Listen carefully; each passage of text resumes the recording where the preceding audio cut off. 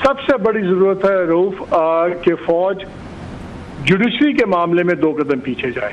देखें अभी अब एक खौफनाक एक मंजरनामा बन रहा है। आपने देखा जो ट्रिब्यूनल्स का इशू बना, ट्रिब्यूनल्स जो पंजाब वाले 8 ट्रिब्यूनल्स हैं, इनके फैसले इस मुल्क का सियासी मंजरनामा टोटली चेंज कर सकते हैं। और उसके ऊपर जो स्टैंड ऑफ हुआ, सुप्रीम कोर्ट ने भी भेज दिया चीफ इलेक्शन कमिश्नर को, आप जाके नए चीफ जस्टिस से मिले। वो उनसे मिले, वो आलिया नीलम बीबी, उन्होंने भी इनकार कर दिया कि वही ट्रिब्यूनल्स रहेंगे। अब वही ट्रिब्यूनल्स का मामला दोबारा सुप्रीम कोर्ट में आएगा। अब और दूसरा जो इनका वो 15 दिन वाला फैसला है, उसमें 3 दिन रह गए इलेक्शन कमीशन को नोटिफिकेशन और वो करने के लिए। अब अगर इलेक्शन कमीशन उस पर स्टैंड लेता है और कोर्ट की बात नहीं मानता, फिर देखना होगा कि सुप्रीम कोर्ट क्या करती है, क्या वो कंटेम्प्ट लगाती है, क्या वो नहीं लगाती। और अगर ये स्टैंड ऑफ होता है और अगर वो ट्रिब्यूनल्स अल्टीमेटली अपना काम करते हैं और सुप्रीम कोर्ट कहती है कि नहीं यही ट्रिब्यूनल्स काम करेंगे और चीफ जस्टिस का वर्ड हतमी फैसला होगा, तो वो फिर पूरा पॉलिटिकल स्ट्रक्चर थ्रेटन होता है। वो अगर पूरा से पॉलिटिकल स्ट्रक्चर थ्रेटन होता है तो उसका मतलब है कि जो जो ख्वाहिश है इस वक्त रियासत की और गवर्नमेंट की, वो बिल्कुल खतरे में पड़ सकती है, पूरा निज़ाम उल्टा हो सकता है। इसलिए ये बड़े ही हम खतरनाक जगह पे खड़े हुए हैं। ये जो ट्रिब्यूनल्स वाला मामला है सर, चलो ये तो आपने बता दिया कि एस्टेब्लिशमेंट क्या करे। इमरान खान साहब क्या एक कदम वो पीछे जाएं सर? मेरा नहीं ख्याल कि वो पीछे जाना चाहेंगे। देखिए मैं आपने तजवीज दी कि एक कदम वो भी पीछे जाएं, वो भी जाएं, यही तो सारा क्राइसिस है कि nobody is ready to step. Reason दे रहा हूँ ना मैं देखिए, मैं जब भी किसी का एनालिसिस करता हूँ, मैं अपने आप को उसकी जगह डाल के सोचता हूँ कि अगर क्या हो सकता है। देखिए इमरान खान मेरे ख्याल में कन्विंस्ड हैं कि उनको इस निज़ाम में कोई जगह नहीं मिलनी। वो चाहेंगे कि यार इससे बेहतर है सारा निज़ाम गिरे और टोटल डिसऑर्डर में से एक नया ऑर्डर जन्म ले और उसमें वो चीज़ें हों। देखिए ना, उन्होंने सिविलियन गवर्नमेंट को तो बेट कर दिया ना। सिविलियन गवर्नमेंट इससे ज़्यादा क्या कह सकती है कि हम आपकी पार्टी बैन करेंगे और आप पे आर्टिकल 6 लगाएंगे। ये मैक्सिमम था।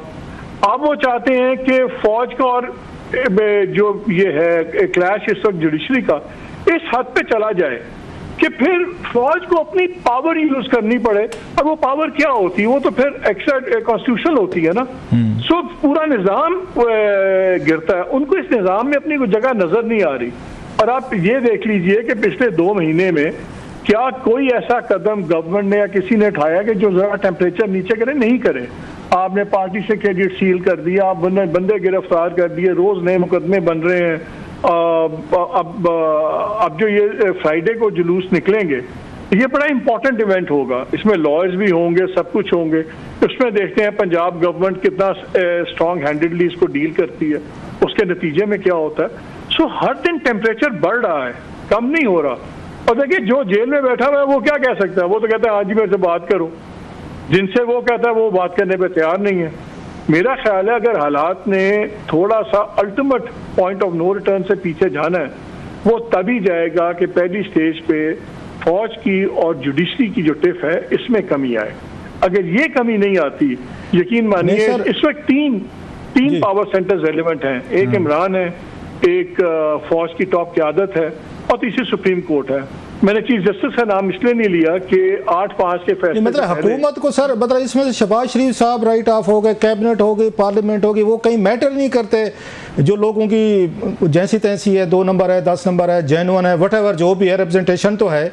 आपने तो बिल्कुल उसको उड़ा दिया है कि वो तो एग्जिस्ट नहीं करते सर।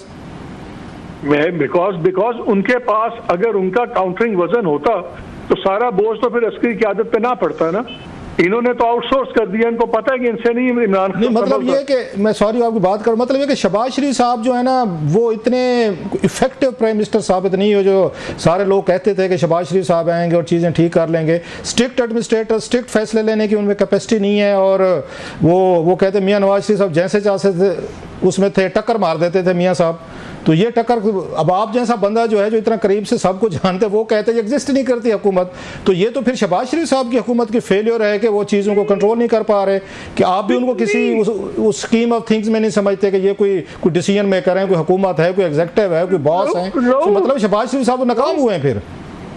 इस वक्त एडमिनिस्ट्रेटिव इश्यूज की बात नहीं है, इस वक्त गवर्नेंस की बात नहीं है, इस वक्त पावर फॉर्मूला की बात है। सर उसी की बात कर रहा हूं। पावर फॉर्मूला वाला उनका वजन ही नहीं है। आप शहबाज शरीफ को छोड़ें, आपने नवाज शरीफ साहब का कोई लफ्ज सुना आपने पिछले 1.5-2 माह में?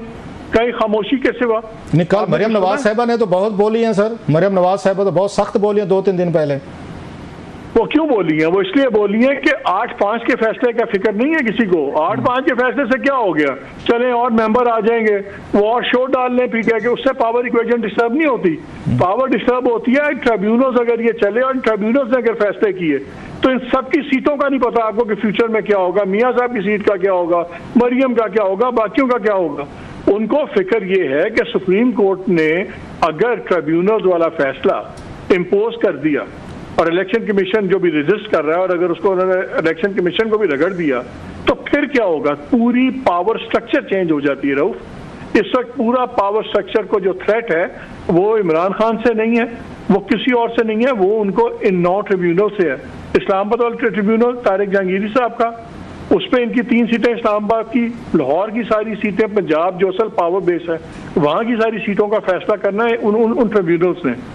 ये जो है ना 9 लोग, ये इस तक नजर आ रहे हैं गवर्नमेंट को, इसलिए सारा प्रेशर चल रहा है। हुकूमत अभी से सर ये क्यों तय कर लिया है, आपके पॉइंट में बड़ा वजन है कि ये क्यों तय कर लिया गया है पहले से कि ये 9 जजेस जो आएंगे ट्रिब्यूनल को हेड करेंगे तो ये हमारे खिलाफ ही फैसले देंगे, प्रोसीडिंग होंगी, वहाँ पे चीज़ें पेश की जाएंगी, सबूत अदरवाइज फार्म पेश होंगे, so it will take time. तो आप जाएँ अपना डिफेंड करें, हुकूमत करे, ये जितने MNAs वगैरह हैं करें, मतलब पैनिक मोड में क्यों है फिर हुकूमत को? इनको क्या जजेस, अभी से इन्होंने कहा कि जजेस का फैसलों का इनको पता है, डिसीजन हो गया है कि वो खान साहब की पार्टी के हक में सारे फैसले करेंगे, जितने भी आएंगे सबको उड़ा के रख देंगे और उनकी पार्टी के MNA वापस आ जाएंगे। ये क्यों हुकूमत सोच के बैठी हुई है सर?